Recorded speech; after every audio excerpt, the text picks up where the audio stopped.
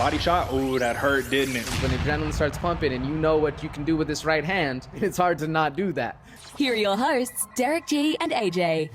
What's going on, folks? Welcome back to another episode of the Bloody Water Podcast. This isn't just any other episode. I mean, it felt like at one point this only happens once in a lifetime, once every decade, once every 5, 10, 15, 20 years, but it happened again. We have the upset of a lifetime. Leon Edwards currently is your UFC welterweight champion. He dethroned what some would call the greatest welterweight champion of all time, the pound for pound GOAT, you know what I mean? Like, some people would say that about Kamaru Usman.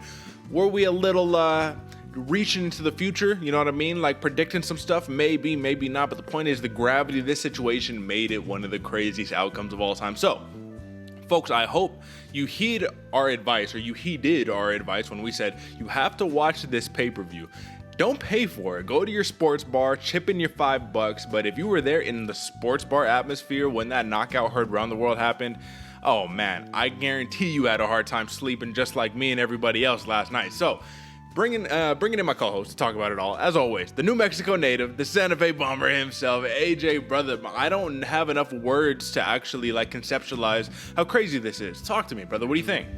Man, wild, Derick. Absolutely wild. I think you're right. It was a knockout heard around the world. Everybody was stunned. If you got a good night's sleep last night, it's because you weren't paying attention to the fights, man. I don't know what's been up with left high kicks finishing people, but it seems to be the strategy everybody's going with, man. 2 weeks, like you said, or like you just showed, 2 weeks back to back. Left high kicks for the dub.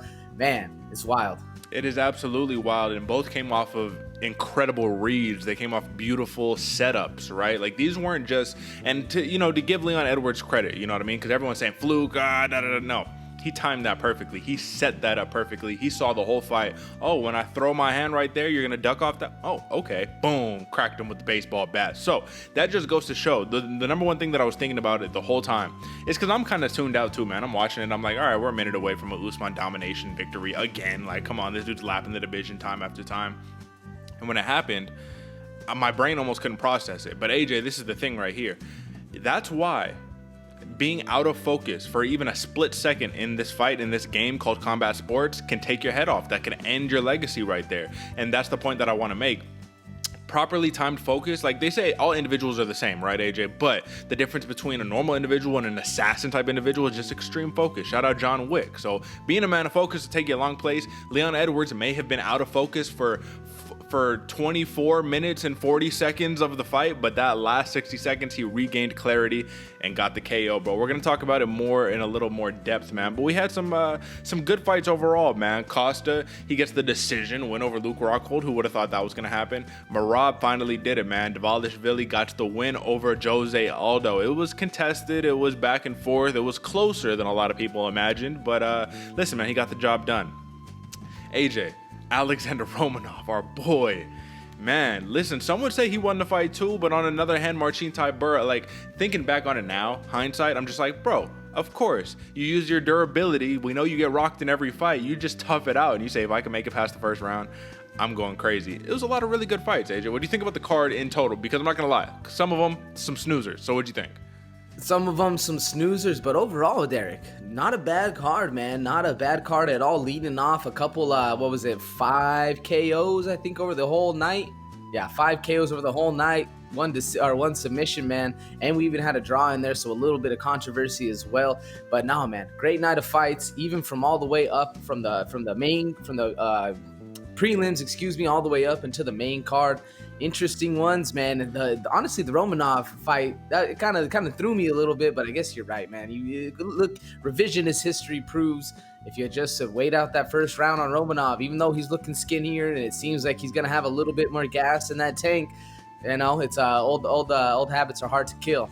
Yeah, old habits die hard, brother. But I think that's the key right there, is that, like, this game of mixed martial arts, this is why it's funny, because I was talking to my group chat, some of my fantasy football buddies, and they were talking about wagering, and I was like, honestly, MMA wagering is the worst, because there's just so many variables that go into it, you know what I mean? Like, you can have, like, lined up logically, this is how this fight's gonna play out, and then boom, someone tweaks their toe, and next thing you know, the entire fight just goes different. So it's a battle of inches right here, and I will just say right there on the night, let's talk about it. It was a wash, AJ, so let's get into the prop recaps.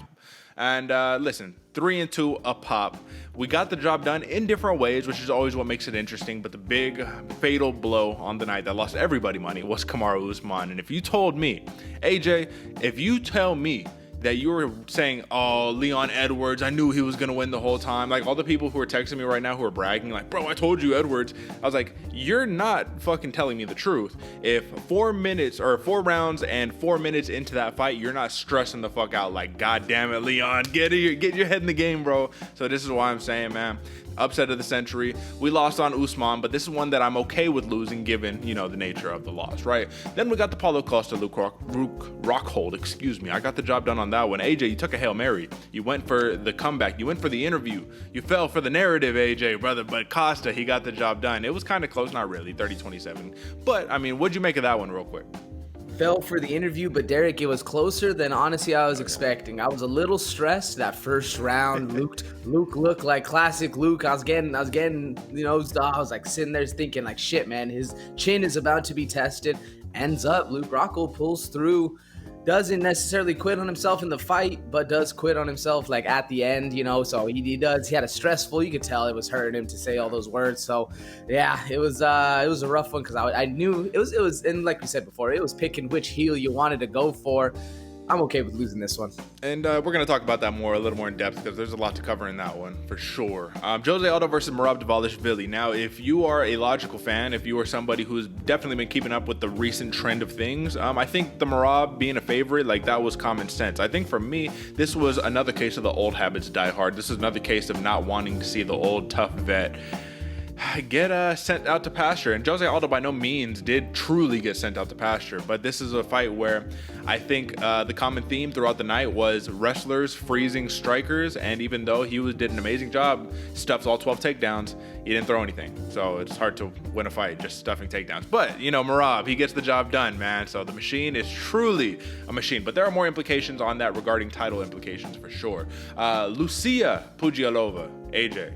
She got the job done. Now, the one fighter who we say, oh, shoo-in on points, she's won like her last 8 fights on points, comes in and just TKOs her opponent like it's nobody's business. Wu Yanan doesn't happen to her a lot, man, but I'll tell you, Pudilová, impressive.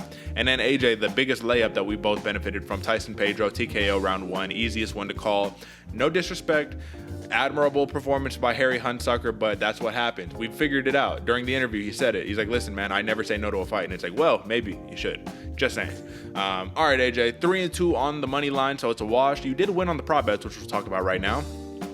So you went 2-3 and I went 1-4, so not a good week for really either of us, but wash on the over and unders. That leaves us at 104-58 on the year for me, 102-60 for you, just 2 picks behind, and it is a very close contest as always. Now, let's just recap these props very quickly. All right, man. Clearly, lots of red. Not what we want to see. The Pedro TKO was a shoo-in at -200, which, to be honest, did not get anybody much value at all. So, listen, man, we'll just give that as a gimme. Dvalishvili on points, +150. He's actually looking a lot better now that it's all said and done, just given that it was a very likely outcome and, you know, that's what it was. So, AJ, everything else, we bricked on. Pudilová points, bricked on. Costa, TKO, I bricked on. Rockhold points. I mean, listen, man, of all the possibilities, it just wasn't looking good. So, we got to get it back on track. We've been saying it for a couple of weeks now. We're having the ups, the downs. We're clearly seeing the hardest thing to predict out of all of these are the prop bets. Give me your analysis, AJ. Yeah, man. And the crazy thing, even looking at these prop bets now, you know, whenever you think of the fights, you see the Rockhold points, and that still makes sense to me because you think Paulo Costa, he's going to be the big bruiser. He's going to wear down. He's going to get a little tired. Rockhold, it seems it makes sense. And the same thing for you on the Costa end. Yeah, the glass chin of Rockhold, the TKO still makes sense, but that's why you're saying this is the hardest ones to call because it doesn't always go like that, man. Paulo Costa looked sharp. The gas tank held up the entire time. The glass chin of Rockhold ended up being a little stronger than we thought. Interesting thing, man. And there's the Pudilová, same thing, man. The points seemed to be the best, man. The way the striking was, she can stay long, she can stay fighting hard, ends up getting the KO. It's looking at them now, I still don't feel like those are bad picks. Yeah. But this is the game. This is the game we play, man. There's a lot of ways these things can end, and sure enough, man, this is not always on the right side of them. Let's just say it'd be a lot easier if we just stuck to money line because you got just win or lose, right? Simple.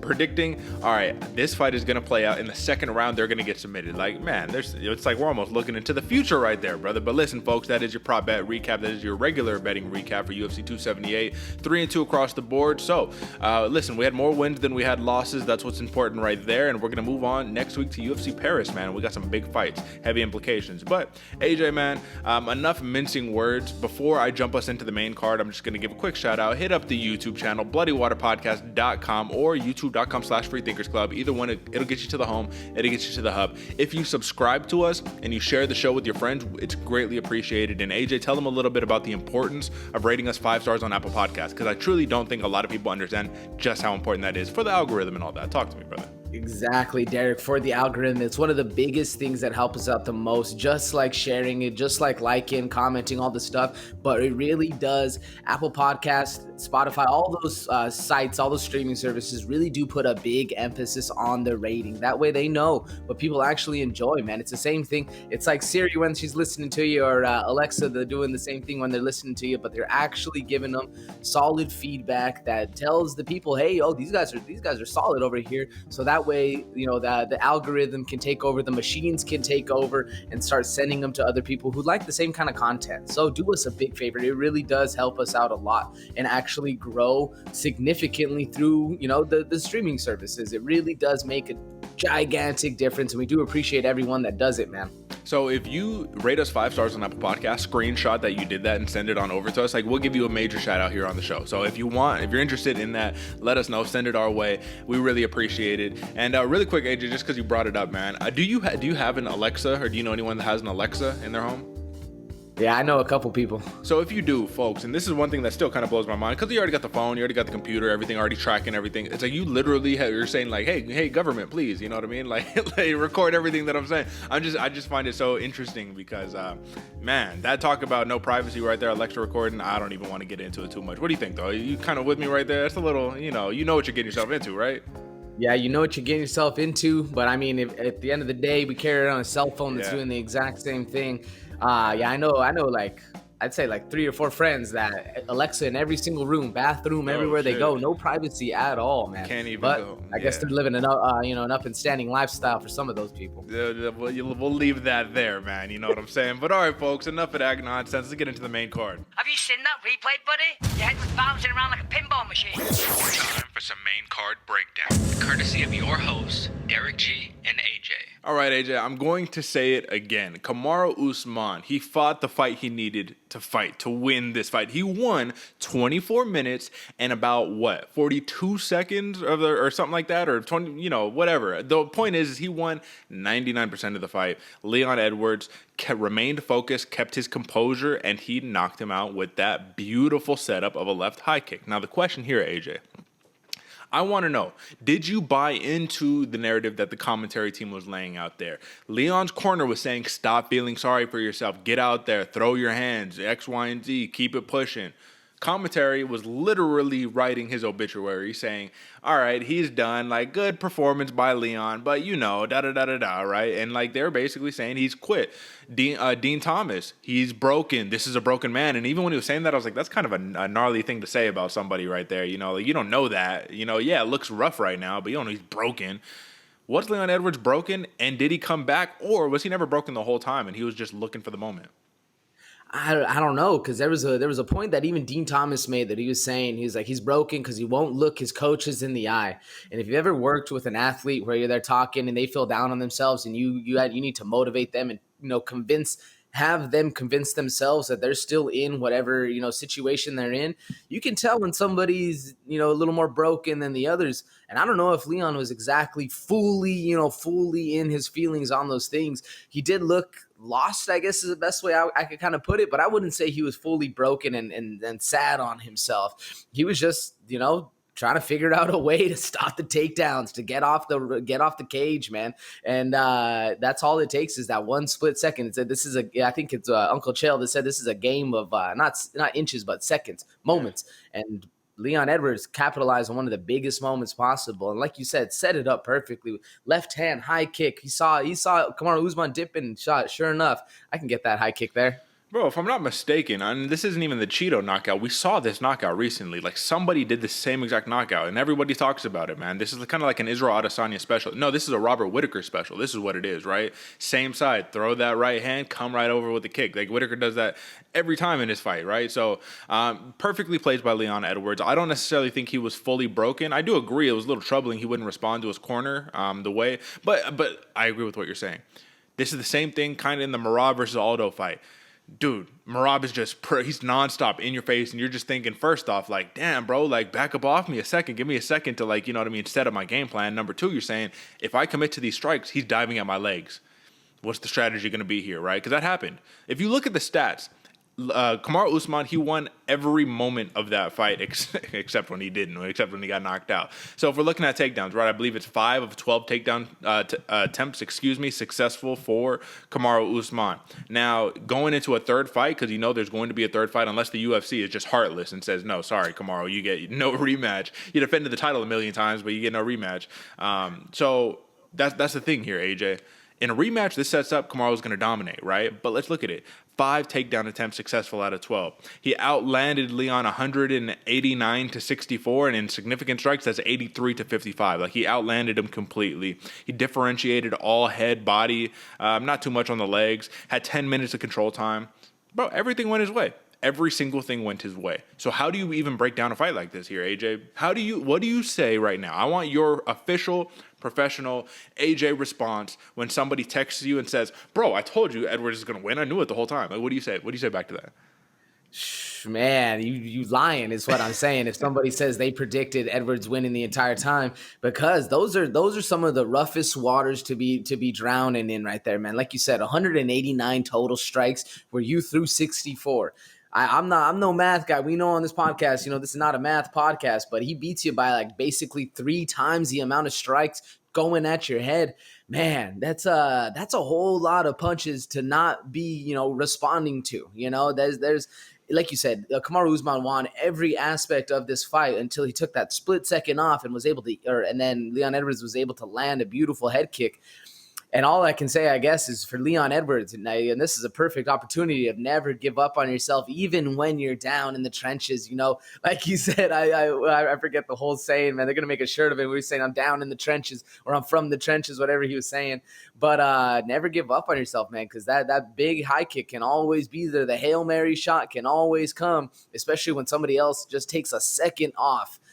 And that's exactly what happened in this one, man. There's if you look at the numbers and you didn't, and we saw unanimous decision, this would have been a Kamaru Usman, a classic Kamaru Usman mauling. But Leon Edwards, man, come in, throw something miraculous and beautiful, and a perfect setup too. I imagine they trained that one quite a few times. Feint the right hand, throw the left, and then come out with a high kick over top. Beautiful knockout. But if you're saying you predicted this one from the jump, you were one of the few that were saying, oh yeah, knockout 5th round, Leon Edwards, man, prove the ticket, show the ticket, post that ticket, post the verdict, post it, because no way, I don't believe you at all. Doubt me now, AJ. Doubt me now. I'm from the trenches, baby. Doubt me now. You can't. You cannot. Because listen, he got bombs in the hands, bombs in the feet. We know that. But AJ, would you argue here Kamaru Usman actually held up a little bit better on the feet than most people thought? Because everyone's saying on the feet, Edwards is going to smoke him. He's going to knock his ass out, and he did knock him out. But it did not come in the form that we expected it to come from. So if you had to rate Usman's performance 1 to 10 in terms of his striking capacities, especially in comparison to the first fight, what do you rate it? Man, he did a lot better, man. I'd give him like a solid 7, 8 around there. His striking was on Kamaru Usman. Both guys striking, honestly, were on point. And the fact that Kamaru, we were talking about, he's the more complete mixed martial artist, able to mix up the hands and then get to those hips and get the takedowns. And the first takedown on Rocky Edwards, man, how shocked were you that he was able to get that very first takedown on Kamaru Usman, man? The literally round 1, I was blown away. I thought that was like, oh, this might be a turning point in the fight. And then we saw the iron heart, the grit, the will of Kamaru Usman come back and actually start working the takedowns, get his game plan going. I was pretty shocked to see that first takedown by Leon. In the exchange, Leon get the best of the takedown. Well, I was shocked because I was like, wow, this really hasn't happened before. We haven't seen him. So I was like, this could get ugly. But I wasn't shocked at the same time because you figure if you're Leon Edwards, that's your number one priority. Is you're going to say, you're going to try to wrestle me? I got solid. He has solid jiu-jitsu. So what can you learn from a jiu-jitsu perspective? It's not a bunch of really crazy takedowns, right? That's your wrestlers. Trips, right? Little things to off-balance you and just kind of toss you on over so you can sweep, right? That was more or less what it was. It wasn't a sweep because it wasn't on his back. But, yeah, it was just a trip to get into that mount. Beautiful, beautiful execution. AJ, we've talked about kind of the X's and O's of the fight enough. Let's talk about the big picture, and then let's move on to the next fight. Because, honestly, it's like we can talk about this forever. This is the biggest upset, right?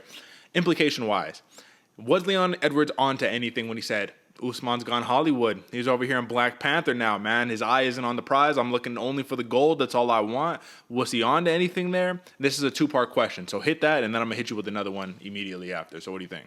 I really don't think so. I can see it, and I like the narrative, and it made it honestly when you said it earlier off camera, man, it made me laugh because I can see why. And you put that little bit of doubt in somebody else's mind because even on the I think it was the embedded series, Leon or Kamaru Usman was saying, well, if going Hollywood means success, like, and then yeah, I'm Hollywood, but so you owned up to it, and I don't necessarily think it was a big deal, but sure enough, yeah, take that little second off, yeah.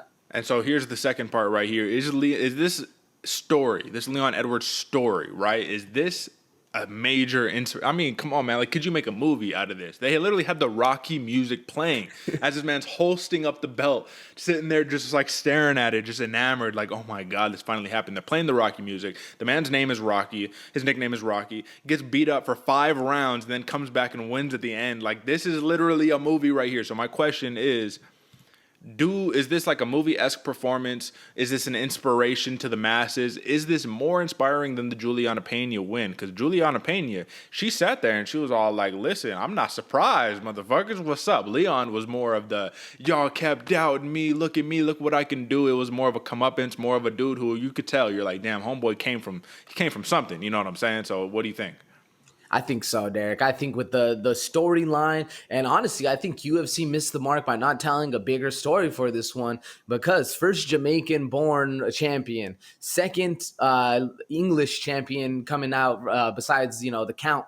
And like you said, man, gets beat up for 4 rounds. His name's Rocky. It gets up, actually gets the KO finish, and then they start playing the theme. He's holding stuff up, man. This was very much a movie moment in real life, actually played out in front of our eyes. Nothing scripted.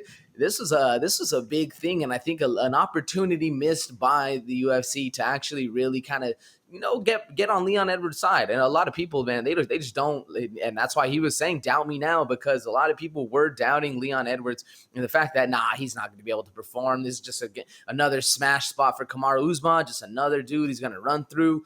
And for about 4 rounds in 4 minutes, 24 minutes and 4 seconds, that was the case. But never doubt yourself. I think it's the biggest thing to take away for this one, because you can always get it done if you stay focused. Doubt me now, AJ. Doubt me now, baby. Come on, listen. Beautiful story. Let's wrap it up. In a rematch, who wins? 10 out of 10 times, who wins this matchup?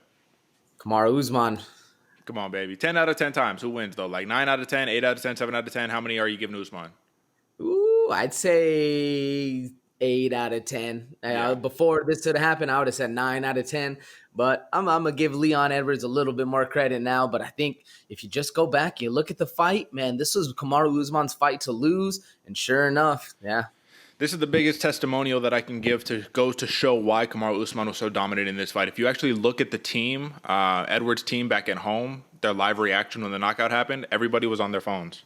Dead, right? Nobody was paying attention. They're on their phones writing up obituaries, probably writing up the, dang, Leon, you'll get him next time, bro. And then he comes back, and then everyone's over, right? Even your own people, you know what I mean? We're like, hey, bro, listen, we thought you were going to lose. Come on, bro. Everybody thought that. You can't sit there and lie to me. So I know we went a little long-winded on that one, but that was a hell of an upset, and that was one worthy of going long on. So, AJ, you talked about movie-esque performances right here with Leon Rocky Edwards. Well, I do think we have another movie-esque performance here between Paulo Costa, Borrachinha, and Luke Rockhold. Now, Rockhold came in with the amazing energy, the interview. He came in ready to go. He says, listen, when Costa when he suffers adversity, the man quits. He gives up. I power through. I never quit. I may have lost fights. I may have gotten knocked out, but I've never quit on myself. Now, AJ, there's another implication here that we have yet to talk about that didn't seem to impact the main event, but I do think it impacted every other fight. And that is Salt Lake City. Elevation, Utah, baby. Come on, man. Listen, people are getting tired all over the place. That definitely made this card really weird in terms of a wagering perspective. And Paulo Costa and Luke Rockhold were literally gassed after round 1. The only problem was here, AJ, X's and O's wise, Rockhold, even Costa gave him credit. He says, everyone says he has a glass chin. He surprised me. The man has a good chin, right? So you got to give him that. Rockhold was looking good. He was looking sharp. Costa did what Costa does every time, walks through shots. You take him down, he just stands back up. You know what I mean? He even took down Rockhold, right? So it was impressive going back and forth. But let's fast forward to the climax of the night, right, AJ? They're fighting. Rockhold's bloodied up. His nose is broken. He's breathing hard. He's on hands on knees. Mid-round, not even waiting until the end of the round. Mid-round, like, oh, fuck. All right, now we get back up. And he looks at Costa. And just like a movie, AJ, he says, fuck you. Fucking throws the right hand, cracks him, does it again, cracks him again. And it's just like, bro, I'm like, well, what kind of a night are we watching right now? This is cinema. It was amazing, man. And before we talk about the retirement aspect of it, Luke Rockhold did put up a valiant effort. But being that he's a former middleweight UFC champion, former Strikeforce champion, a dude who was another one of that old pack of vets, AJ, that have now been sent to pasture, we should have saw this coming. Paulo Costa, he got the better of him. He won every round. It was not really even close, but emotionally, if you're talking about pulling on the heartstrings, this is a very close fight. So what did you think about the action?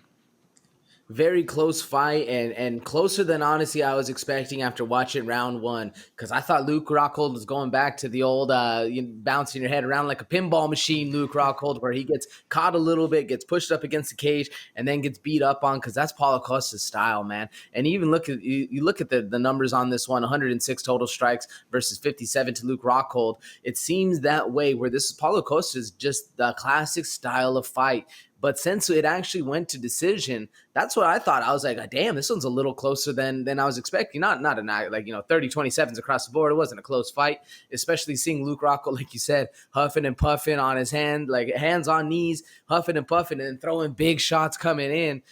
Not the most spectacular performance for Luke Rockhold, but the fact that he didn't get knocked out, I think, is a big moral victory. And I'm happy to see that he's actually made the call to retire. But honestly, I was kind of like, oh damn, he might have a couple more in him. Like this dude, it seemed like the mental was there during the entire fight, definitely a pre-fight. But the gas tank, man, and that's we always talk about it on the show. Every MMA, everybody talks about it. The worst thing, or the biggest fear for every fighter in there is not being able to defend yourself because you're too damn tired. And when you're sitting there, hands on your knees, huffing and puffing, and you got Borrachinha stalking you down, bro, that's one of probably the scariest moments anybody could ever witness. And just thinking like, I got to throw Hail Marys, fuck you, and just throwing big hooks, because that's pure adrenaline and fear coming out and saying, I got to actually do something to stop this guy from beating me up. Yeah, absolutely, man. And I think the craziest part about it, the reason why I think Rockhold was able to hold up as long as he did, honestly, is because Costa took a kind of interesting approach, right? He says, oh, I can see you're tired, so I'm not going to headhunt. I'm just going to blast you to the body every chance that I get, right? So I think if he would have headhunted a little bit more, we could have saw a knockout. I thought Rockhold was on the verge of getting knocked out a couple of times, but then Costa, on one hand, probably saying, let me not gas myself out, because Costa was looking exhausted too. Like, let's be real about the situation. But overall, pretty much a dominating win for Paulo Costa. It's hard. Come on, man. It's hard for Luke Rockhold. Your first fight back in 3 years. You haven't won in 7 years, man. You have a lot of external things happening in the background, which leads us to that moment you were talking about, AJ. I think it's interesting that you said you're glad that he retired, because you know what? It kind of felt to me like he wasn't particularly retiring, but they were kind of forcing it on him. They're like, all right, brother, well, thanks, great career. And he was just sitting there, like hands on his head, crying. Joe Rogan shouldn't have even interviewed him, because he was not in the right mental state to be interviewed, because his ass is sitting there going through all the emotions and just like looking up like, God damn, man, this is so hard. I can't do this anymore. Then he had some humor, because you could tell he was about to get deep, and then he just cut it all off and he was like, I'm fucking old, bro, whatever. He didn't lay his gloves down in the middle of the cage. That's another interesting indicator. He hasn't necessarily come out and says, hey, happy retirement for me, da-da-da-da-da. So do you think that, like, I'm on point right there? I honestly feel like they're pushing him out. They're like, all right, Rockhold, you got to be done now. So what do you think? Oh no, I agree with you. He didn't actually say I'm done, like I'm never doing this again. He just said I can't. And then in that moment, you literally can't breathe, you can't think. You just got done 15 minutes of a fight. I think it was in the wrong mindset, and I do think it was a little bit more of a narrative being pushed that somebody that just went through all that and they can't breathe and they're sitting there like saying, oh man, I can't do this anymore. Those are just thoughts everybody goes through after every single loss. It's a very normal thing. And I think they're pushing him out towards retirement, not necessarily him saying, hey, this has been great, this has been fun, I'm out though, peace. Yeah, exactly. So it was definitely an interesting one. And my last question to you before we move on and just discuss this little, how the wagering went in regards to this fight. Brother, did you think, because this is something that I thought was really interesting for like a Luke Rockhold, right? Coming into this fight, he was talking about how I don't quit. I got no quit in me. At any point during that fight, do you think he kind of quit on himself? Because there was a couple moments where I was just like, you look like you're giving yourself kind of the out, you know what I mean? When you revert to that, fuck you, and then you just, throw punches right there, you're kind of said, I'm throwing away all game plan. I'm just fighting off of just heart and emotion now. So at any point, do you think he was like, this is not a winnable fight? I mean, I think so, but I don't know if that's necessarily quitting on yourself. If that's like I feel like quitting on yourself is just turtling up, curling down, and letting him go. But if you're actually just have that little bit of fight left, I still wouldn't say he quit on himself. But it looked like that a couple times, especially when you're going back to the corner. First thing you do is throw your hands up on the thing. Your corner's telling you, bro, sit down. Like turn around, look at me, sit down. And he's just not listening at all. Not a good look. Not a good look. And what does the corner say? This is another case of not responding to your corner, right? He says, hey, take a seat. Luke, take a seat. And then he just keeps standing up. He's like, all right, or don't. Okay, whatever. At that point, your corner's trying to help you. You're not responding. Of course, it seemed like Rockhold was going through the trenches in his mind. Like he was like really going through it mentally in this fight. So it seemed like that. And that's how it probably should get out of the sport at that point. But plus 335 for the decision victory for Paulo Costa, man. I mean, listen, he hasn't been on a crazy knockout tear as of late, but you thought this was a layup for a knockout. I thought so too. Decision win. Those who placed the decision prop on Costa, you're smart people right there. So a big win by Paulo Costa. Now, AJ, man, we got the tale of 12 takedowns, all unsuccessful. That still, or actually 16 takedowns, all unsuccessful, still led to a decision victory. It was pretty clear across the board too, right? It was unanimous, 29-28 times 2, 130-27. So nobody really gave this in favor of Aldo, and there's for good reason. Total strikes. First off, let's just look at the attempts. 230 attempted strikes for Merab, only 92 for Aldo. So once again, I felt like Dvalishvili did a great job of putting a pace on Aldo, knowing he does tend to get tired. Use your grappling so extensively to rake him only think about the grappling, and then when it's time to strike, he got nothing left. Now, Merab did say, I was surprised with Aldo's takedown defense. Honestly, like his takedown defense was a lot more difficult than even I anticipated. However, if I really wanted to, I could have taken him down. I just didn't want to gas myself out. What do you make of a statement like that coming from a fighter who was not able to land any successful takedowns? But then again, they were in there. They felt what they needed to feel. Do you take that as a valid statement from Merab, or do you think that he's just kind of saying that? It feels like he's not the type of guy that would just like say some crazy shit like that. So what do you think? I don't necessarily, if you didn't try on 16 attempts, why'd you shoot 16 times? Like that doesn't really make sense to me. Because if you wanted to take somebody down, you would. But like, I think it's just kind of really not giving Jose Aldo the credit that he deserved for stuffing all of those takedowns. Because I mean, yeah, sure, you shot 2. Then I'd be like, oh, okay, yeah, if you really want to, but you don't want to gas yourself out, that makes sense. But 16 times, man, you go shoot on anybody 16 times, that's a lot of gas you're using and a lot of attempts, and I don't know. I don't really. It's an interesting one. I think that's a little bit more narrative kind of coming out right there, where he's saying, oh no, I'm better than that. I'm better than that. Like, don't worry about it. Like, and kind of just saving face more than anything. Because, like I said, man, 16 attempts on a takedown, that is trying. Yeah. Maybe it's just grappler's pride, But either way, Merab, he did the right game plan. And I think that the game plan ultimately, because he said it from the jump, right? He's like, I'm going to try to take him down. I'm going to win on points. That's literally my game plan. Make it easy for me. But this is something I didn't think about. I'm like, okay, well, if Aldo could stuff the takedowns, make this a striking contest, I think Aldo could have a lot of success there. One, Aldo refused to throw, so that was definitely problematic. Two, Dvalishvili said, I don't even need to take you down because what I'm going to do is I'm just going to hold you up against the cage and I'm just going to land little pot shots and I'm going to win the fight that way. And I didn't even think about it from that perspective. And seeing now that it's like, man, didn't Usman kind of do the same thing? You know, like if you think about it, like can you be mad? Like you can't, because Usman kind of did the same thing, and he was on pace to a major dominant victory. So, man, like this dude Merab, bro. The thing we need to talk about isn't even the plus 150 decision that he had a comeuppance on, right? We don't even need to talk about that. What we need to talk about is now you lined yourself up for a title shot, and you fumbled the bag, and you say, "I'm not fighting my brother Aljo. Stop asking me about this." Dana White gets on the mic and says, "Oh yeah, this dude, you know, he seems like he's not really, like he doesn't really know where he wants to move up here. He gets the win, but then he doesn't want to fight for the title." And he was all like, "Bro, we're laying it all out there for you. We're giving y'all layups." But Merab kind of fumbled it on this one. So we all wondered what would happen when it would get to this point. He literally had the champion in his corner, coaching him to a win. I mean, where Merab, he's capped, right? Where do we go with him? What do we do? I mean, I'm not a fan of making somebody fight if they don't want to fight. It's kind of a bully move. But like you said, man, given all the layups, you have a clear lane to the title, and just it's your quote unquote brother that's up there, you know. And all right, I mean, I guess, man, you kind of capped yourself off at where you want to be. If you're cool with Aljo, being number one, you being number two, then I guess that's a decision you make. I mean, really, unless Merab wants to either jump down a weight or jump up a weight, that'd be interesting to see. But I think, you know, I don't know, man. It's a weird one because, yeah, sure, you know, you guys train all the time, you know, but if you want, the one goal you have is to be champion, you're just gonna wait.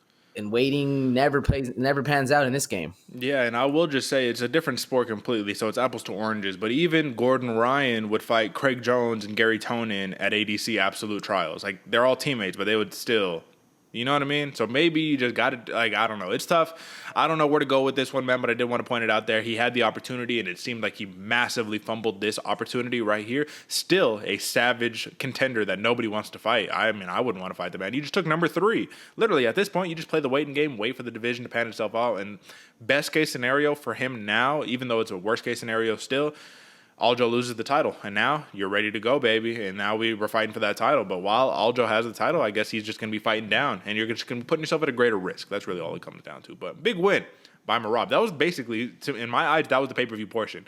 The Usman Edwards, Costa, Rockhold, and Dvalishvili Aldo right there. Now we head over to Lucie Pudilová and her TKO second-round win over Wu Yanan. AJ, let me ask you real quick. Pudilová, we renowned her as, massive, how would you say, improvement, there we go, on her striking, right? Boxing crispy. She even talked about it herself. She's like, yeah, my boxing is crispy, man. You can't handle my boxing. But what does she do? She comes out there, she shoots, she turns into a grappler. And that's the surprising thing here, AJ, because everybody, the commentary team included, said, yeah, Pudilová probably is the better striker in this matchup, but don't be surprised when you see Wu Yanan actually probably has a little bit better grappling chops. What happened? She got out-grappled, put her in an uncomfortable spot, and started raining down some elbows. Now, the difference between round 1 and round 2 were massive, because in round 1, you just saw basic side control, top control, boring. Everyone was booing. Woo! That's all you hear in the crowd, right? Round 2, you get that opportunity, and now you're mounting and you throw elbows down. It's like a different beast came out. Man, what do you think caused that trigger? Like, I thought it was going to be boring ground and pound the whole fight. What do you think? Yeah, I don't know, man, because I thought the same thing. I thought once back, you know, it's more of the same, back to the same position, just going to be doing the same thing again, looking for a decision win. But I don't know, something must have triggered in her. And I wish that did we hear? I didn't hear the corner talk. I don't know if I missed it. Didn't pay attention. Yeah. I wonder what they told her, because it must have been something where they actually came in and said, like, do you want to leave the UFC again? Do you want to stay here? Are you solidified? This is your opportunity to get things done? Because they must have lit a fire under her ass, because it did, like you said, Derek, 2 different beasts that came out in Pudilová. I'm curious to see what it was, and I'm sure it must have been a little bit of corner coaching, a little bit of advice, or maybe Pudilová just dug deep, and when she saw that she could actually get the finish, she took advantage of it. I'm not really sure. What do you think, Derek?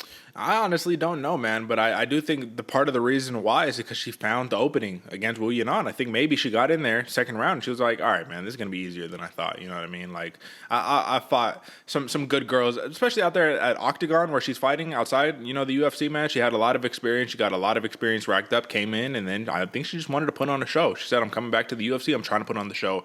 I will just say this. This is a pretty massive win, but then again, Wu Yanan was on a losing streak herself, so this doesn't solidify you as just like, oh, boom, we'll throw her in the rankings, right?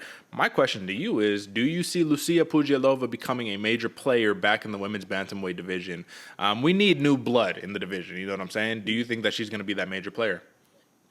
We need new blood, and not necessarily, at least not right now, not within the next year or two, but you rack up a couple wins in the bantamweight division, then we start seeing something else. Hopefully, what I'm hoping for is they don't push Pudilová too fast to the title. I say give her, 3, 4 fights, something like that, and then really give her a lot of tests going forward, because if they do it in the next 2 to 3, I think another lamb leading the slaughter. Well, yeah, I don't even think she's going to get a ranked opponent next, man. I think you give her another unranked opponent, but you just start giving her tougher fights. She's already got the UFC experience. This isn't some newcomer, you know what I mean? This is the second shot. So, yeah, you fast track a little bit, but you don't throw it straight to the wolves, man. You want longevity, especially when you have somebody who can get some finishes. That's what you want to see, right? Big win by Lucie Pudilová. And AJ, we don't really... Listen, man, I want to come about this the most respectful way I possibly can. We said it was going to be a tough fight for Harry Hunsucker, and you got to respect that the man is game as ever. The man has improved his frame. He's looking sharp, looking like he could cut down a middleweight if he needed to.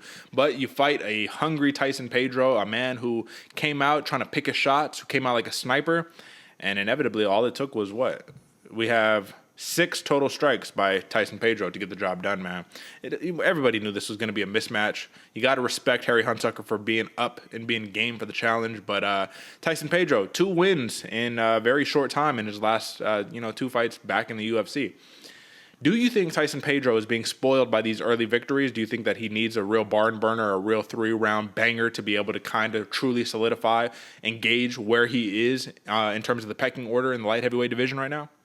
I think so, man. I think you got to give him a bigger test to actually, not only solidify himself to the fans, but also solidify himself to himself, to know that in those dog fights, in those barn burners, when, push comes to shove, you're actually able to get things going and stand up and fire. Because if you just keep having these early finishes, as nice as it is to get, 50 G's or whatever the case is for a minute worth of work, man, I mean, it's when the other time comes, when the deep water comes and you're starting to get there bloody, blood in your eyes, sweat's dripping, the other guy's standing there still bouncing around. That's really what we need to see for Tyson Pedro can stand up against, because this dude is, if we can see the Tyson Pedro start coming in and start demolishing these people in those kind of, the big names in the 205-pound division, I think we're going to see a very, very interesting fighter that's going to blossom here in the next couple of years, because the same thing, man, he took a long time off, a lot of injuries. He was saying some weird stuff happened with his knee and the surgery, so it's good to see Tyson Pedro back, but I think we need to see him actually tested to really solidify if we got a contender here. What do you think, Derek? I absolutely agree with you, man. If you look at the total time of his last 2 fights, man, since 2018, man, he's fought twice, right? And a total accumulation of 5 minutes in the cage. 5 minutes. That's it. You know what I mean? So I'll just leave it at that, man. I want to see more from Tyson Pedro, but how can you be mad at the performance, man? You come in, you finish him, you get out, man. In and out. You don't get paid by the hour right here. Shout out to Tyson Pedro. Big win. And that is your main card, folks. But I do got to talk about a couple of prelim matches real quick before we move on to anything else. AJ, listen.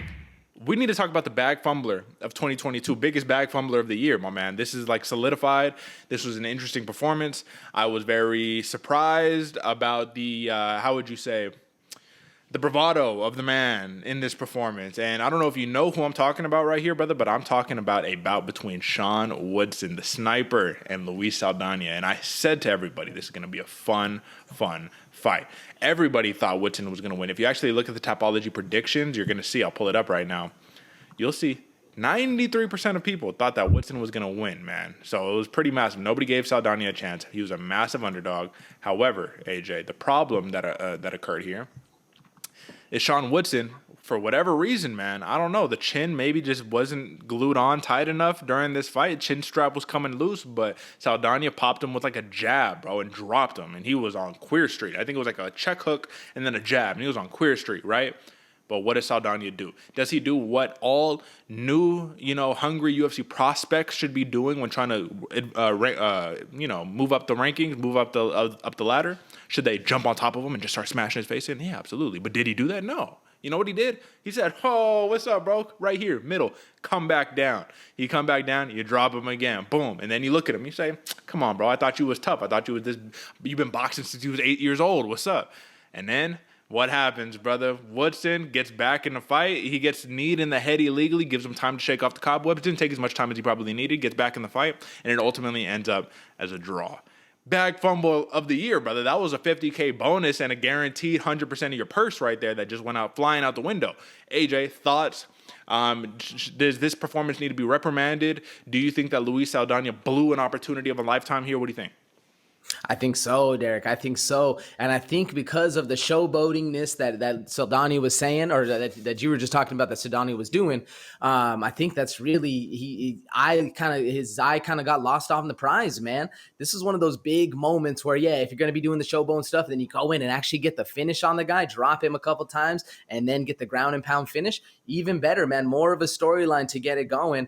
But, man, just a lost opportunity for not like an interesting time to be on the card. You know, you're on ABC, you're on ESPN Plus, a whole lot of eyes because you're on a pay-per-view undercard, and you get a draw. One of the worst things to happen inside sports is you get a draw to a really good fighter too. So you don't really get a bump up, you don't really get a bump down. You're kind of still lost in that limbo spot. Interesting fight for Saldana. Yeah, man, this is tough just because I feel like a big win over Sean Woodson, like you sparked him, bro, literally. Like that first knockdown, if that was it, you sparked him. But you have to also thank the heavens above that you didn't get a loss because Sean Woodson could have easily said, bro, my head hurts, I can't continue. Boom, DQ loss for Saldana, Woodson wins. But he went out like a G and he said, fuck it, I'm going to fight. I'm going to take 1 minute and I'm going to just recover. You probably didn't even know where he was. Probably like, bro, what are you talking about? I'm fine. I don't even remember getting knocked out. I'm good. So listen, man, bag fumble of the year by Luis Saldana. This is very rough. Now he's 16-7-1 in his professional career. Sean Woodson moves to 9-1-1. And yeah, man, that was a rough one. But another really fun fight to talk about, AJ, is actually your sleeper, my man. We're talking about AJ Fletcher versus Angelosa. And AJ, man, this is one of those fights where I think that Utah, Salt Lake City altitude played a major factor because AJ Fletcher got tired fast, man. But he was coming for Lusa. Lusa came in, great performance, much better performance than his Manur Laziz performance in his last bout. But, brother, there is two fighters that really, really benefited from a referee having a long leash, and Angelusa is one of them, right? Angelusa was getting beat up. Fletcher was in the driver's seat. And the referee just wouldn't call the fight. And another one, AJ, actually, believe it or not, was the Romanov-Tybura fight, where the referee could have stopped it at any point and everybody would have been okay with it. They gave him the long leash, and ultimately the other person who was getting getting the beating, they came back and won. What do you make of the referee giving the long leash on kind of both of those fights, and what do you think about Angelosa's performance? I like it, Derek. I like giving them the long leash, and especially if it's one of those fighters in the back where you say, "Hey, bro, don't call this early. Let me get knocked out, please. Like, don't step in when you're seeing it, unless I'm sleeping and snoring. And by all means, stop him from hitting me some more. But until then, like, let it play, brother. Let it play." And I think that's one of these ones where the ref, if even at this welterweight and for the Tybura fight at heavyweight, it's an interesting call because these guys got a lot of power to them. But, if they're not sleeping, let the fight go. I kind of like it, man.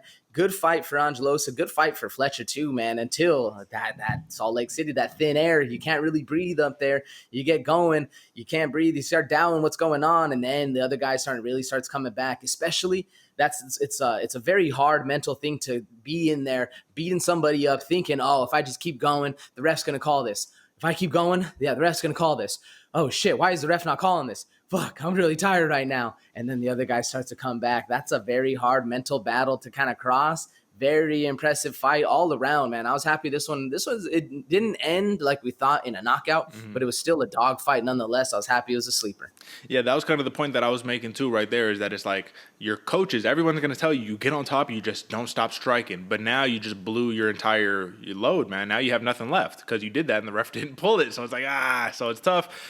Major win by Angelusa. That was the win that he needed. And AJ Fletcher, bro, he's a very talented prospect, man. So it's just like to get a win over him, that's big time right there. AJ, real quick before we wrap it up, man, Amir Albazi gets a huge win over Francisco Figueiredo. Albazi returning back to peak form. I thought the layoff was going to do a little something to him. He came through, used his wrestling, used his jiu-jitsu, and choked out Francisco Figueiredo. And he says, give me all the black belts. He said, you guys black belts scared. Give me all the black belts. I'm submitting them all. You can't run from me. Albazi, man, this dude is a major player in the flyweight division. He was already ranked, and I think that he only took this fight down, because he hadn't fought in so long.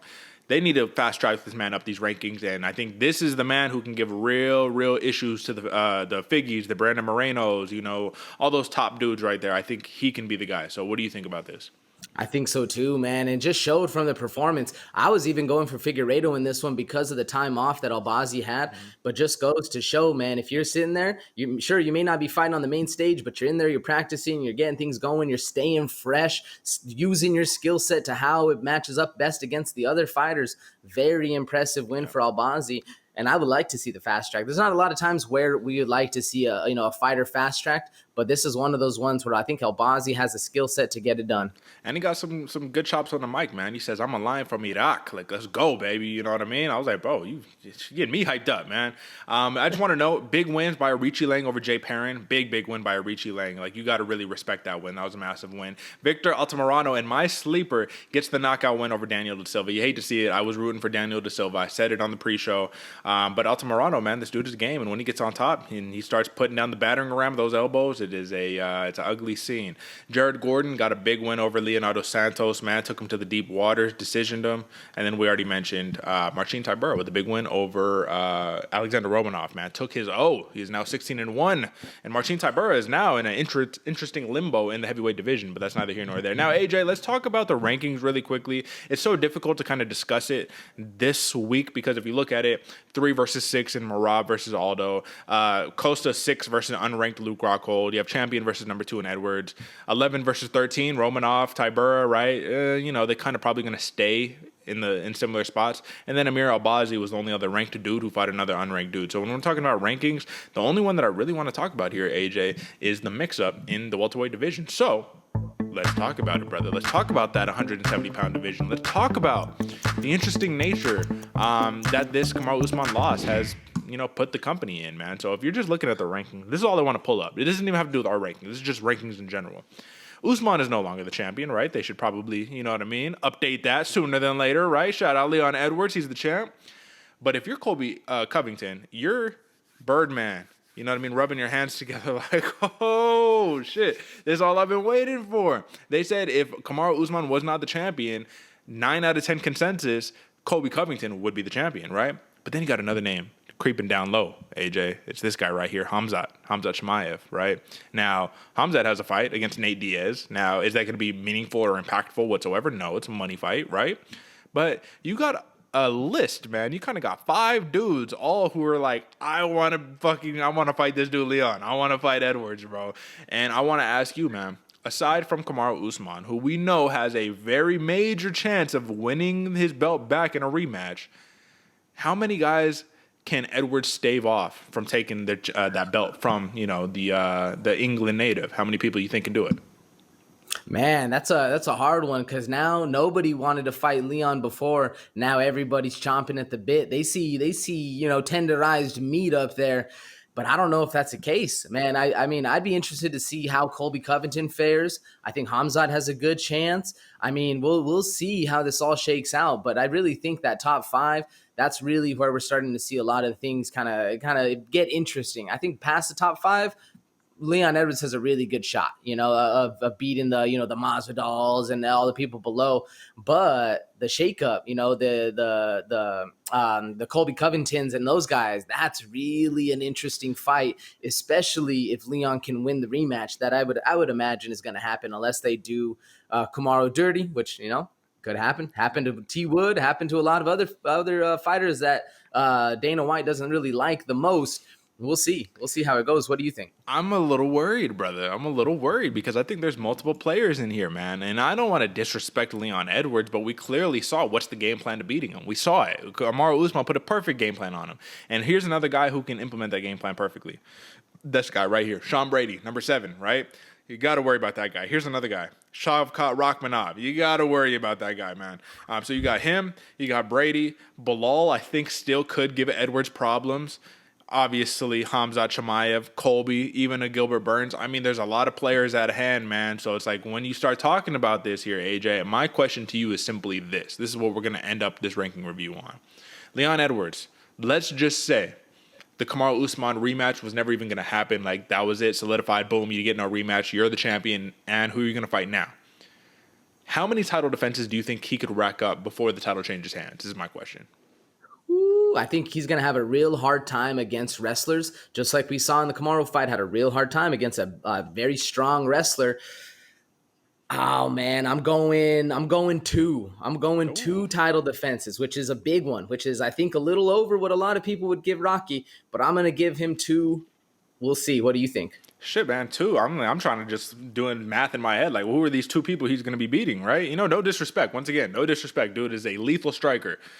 But when you mix it up, all these top welterweight dogs all could wrestle. So it's just like, you know, I think it's like, can you get that win over Colby? I don't know. Over Hamzat? I don't know. Can you get it over, you know? And think about it. He was calling out Hamzat. So now it's like, oh, we was already supposed to fight. Now you got the belt? Oh, come on, brother. Another dude who's trying to stake his claim to the title.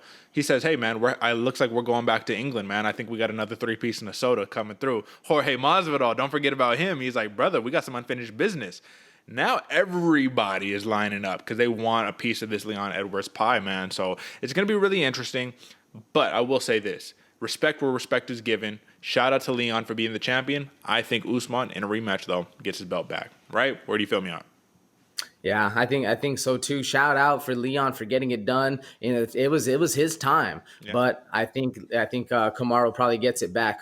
Yeah, absolutely. So, with that being said, folks, that was your rankings review. And now, AJ, really, I don't got too much on the word on the street aspect of things right now, to be honest with you. There hasn't been too much news and whatnot going out, but let's just take a look at the, how would you say, the, what do you call that? The archives, man. There we go. Let's go look at the archives and see what we got pulled up, brother. So, right now, AJ, I just want to ask you, there's no bigger news than, obviously, you know what I'm saying, Leon Edwards doing what he just did right here.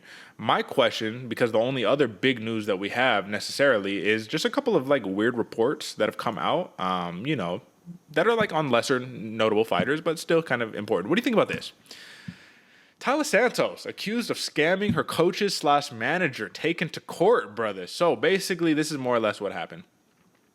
Okay, I don't even want to read after this, but I'll summarize it for you because I already read this. Basically, she has been, you know, preparing, right, for these fights. And you have training partners, you have coaches, you have all this stuff, right? And I don't know if this is a surprise to anybody, but none of that is free, right? It costs money to train places and to have people come dedicate their time to train with you and your managers and all that good stuff, man. But basically, the claim is that people have been employed to help Santos in her camp before being sent away by her partner, Pedro Barbosa Farais, without payment, AJ. You can't do that. You can't say, hey, come work with me. I'm not going to pay you, though. You know what I mean? Because no one's going to agree to that. This is a little Colby Covington-esque, right? Some people say this is why Colby got kicked out of ATT. It's because he wasn't paying his coaches, wasn't paying his gym dues, right? What do you make of this, man? Obviously, the headline makes it sound terrible. Like, oh, look at this fucking scamming person. But at the end of the day, listen, man, athletes are athletes. She got to think she got money. She's got some performance bonuses and shit in the UFC. What do you make of this whole situation? Man, I think the biggest thing is you got to have contracts in place, at least legally, to help yourself. Because a lot of the time, in these ones, it's practice first, and then I make my money. You know, I go out, get the fight going, and then I'll pay you guys for all the stuff I had in the past. I mean, it's weird now because you know Taila Santos has money, so why not collect up front and then pay? It's a little more thing in the regional scene and with a lot of younger people trying to build up to that you'll say like, all right, bro, like I'll train you for 6 months, but then once you make that money, you owe me this, you owe me X amount. And if that's the case going on, it shouldn't be at this kind of a level. But if it is the case going on, that's where, contracts come into play and actual legalese are starting to happen. But I mean, at this level, I feel like you should be collecting payment up front and then going in after that. Because a lot of the times with, younger athletes and building it makes sense. But now I don't really think about it like that. Derek, what about you? Yeah, get a contract in place, man. Avoid all the nonsense. It's just tough sometimes because you want to have a handshake agreement, right? You want to be like, hey, man, I trust you on that level. We'll just agree, and you'll hold up your end of the bargain. But then, people are always looking to get over, man. So that's definitely a big one. Here's interesting news here, AJ. Rose Namajunas not ruling up a move to 125 pounds next, potentially a Valentina Shevchenko fight, man. Listen, Thug Rose in a very interesting spot in the strawweight division, right? Carla Esparza is already booked to fight Weili Zhang in her first title defense. A lot of people think that Weili is going to get that belt back, brother. I want to root for Esparza, but X's and O's, it's a little bit of a different story, right? If Weili gets the belt back, you got to think if you're Rose, you're like, well, let's run that shit back, man. I already beat you twice. Do you move up to 120? Does it make sense? Do you want to be like, I want to get into Valentina's division? Like, I don't know. What do you think? I don't see it making sense, man. But if it does happen, if Rose does beat Valentina, talk about storyline, talk about, crazy headlines going on. Rose is going to be one of the GOATs of all time. I don't think it really makes sense. So that's a very scary fight if I'm in Rose's corner, man. That's the going up against a bullet jumping up a weight class. That's a very interesting one. And if Weili wins, I'm not easy pickings, but a more confident pick than going against Valentina. I don't know, man. I would like to see it. Like for the narrative, for the storyline, I would like to see that go down. Do I think it's the most lucrative way? Not really. What about you, Derek? Nah, brother. Nah. Stick around at strawweight and get your belt back, man. You know what I mean? Let's do things the right way. But I think her thing is she's already said, she's like, listen, man, Hall of Fame, that's already done. Solidified. I'm already in there. You know what I mean? So where do we go next? So maybe it's just looking for a challenge and all that good stuff. The last thing that I want to leave off with, AJ, and we'll be done after this one. Kamaru Usman, he has issued a statement after his loss, man. And he just said simple, man. Champs fuck up sometimes, but we bounce back and come with vengeance. # nightmare. Then he says, damn, I love this sport. Things happen, but, I'm not even going to pronounce that one. But listen, man, we moved. Congrats. Listen, Kamaru, taking things, pretty good, right? He's not saying, oh, you fucking lucky cheater. No, he's like, we fucked up, man. You got me. And he's kind of in denial, man. When they're announcing it to Anu to Leon, he was kind of like, no, what the fuck? I was whooping his ass. Like, what are you talking about, right? But, shit happens. Shit happens, AJ. All right, my man. Listen, next week, we got UFC Paris coming up. Cyril Gane versus Tai Tuivasa, Bam Bam Tuivasa. We also got a match between the Reaper, Bobby Knuckles, Robert Whittaker, and Marvin Vettori. It's going to be fun. There's a lot on the line, a lot at stake. Listen, man, Paris, you got to love it. And this is a home game for Cyril Gane, so I expect him to shine, but a lot of people think Bam Bam can notch the upset, man. I don't know. We will see. AJ, what do you think about the card? Going to be interesting, the technique versus the power. Then Bobby Knuckles back at it, man. We're going to see if he is in star performance back in Paris, but going to be a very interesting fight card. I want to lean one way for the main event, but then logical thought comes into play. We'll see how it all breaks down. But there's a lot of good fights you're highlighting right now, Dan. That Imavov versus Buckley is going to be very interesting. Saint Denis versus Yagos, man, that's going to be a good fight as well. So there's actually, a lot of very AJ, interesting ones. Yagos had to pull out of the fight. That needs to get updated. Yagos is injured. He had to pull out the fight. He cut up his hand pretty bad. But you're right. A lot of really fun fights here. A lot of Paris fighters over here, which is going to be interesting. International presence overall, man. But these are the big ones you want to look out for. Cyril Gane Tuivasa, Bobby Knuckles, and Marvin Vettori, which can go it can go a couple different ways, man. But listen, folks. Another episode in the books. You know where to go. This is your favorite fighter's favorite fight show. So when you want to come down and get wagers, get analysis, get premier betting, recap the whole entire nine, this is where you come to the Bloody Water Podcast. Share the show with your friends. Rate us 5 stars on Apple Podcasts. Like, subscribe, and all the good stuff. You know what time it is. AJ, any last words for the people? Man, I just want to reiterate the 5 stars and the sharing it with your friends. You guys have no idea. It really does help us out so much. And we see it. We appreciate it. We love all the support, all the effort. It really does go noticed. And we, like I said, we love and appreciate it all. And that's, man, I just want to reiterate that right there. That's right. And once again, if you rate us 5 stars on Apple Podcasts and you send it on over to us, right? Hit up me on Instagram, hit up AJ on Instagram or on Twitter or whatever. Send it to us. Let us know that you did it. We will shout you out here on the program, man. You get all the love. So, folks, that is it for us. Catch us on Friday for the pre-show. UFC Paris. Let's go, baby. Until next time. Peace.